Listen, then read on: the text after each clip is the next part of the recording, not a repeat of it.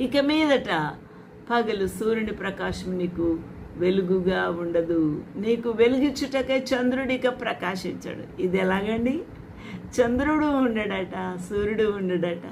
ఇక ఎవరు మనకు వెలిగిస్తారు? ఏ వెలుగులో మనం జీవిస్తాము అని ఆలోచన చేస్తే, యెహోవాయే నీకు నిత్యమైన వెలుగు అవును, నీ దేవుడు నీకు భూషణముగా ఉండును. ఆ ప్రభు యొక్క వెలుగు కిరణాల మధ్య మనము జీవిస్తాము. The sun shall be no more. ఎందుకనగా నూతన ఆకాశము నూతన భూమి దేవుడు సృష్టించనున్నాడు. కాబట్టి ఇక పాతవి గతించిపోతాయి.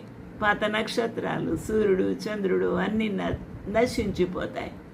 ప్రభువే మనకు వెలుగుగాను మనకు భూషణంగాను ఉంటాడు. The sun shall be no more thy light by day, neither by brightness shall the moon give light unto thee.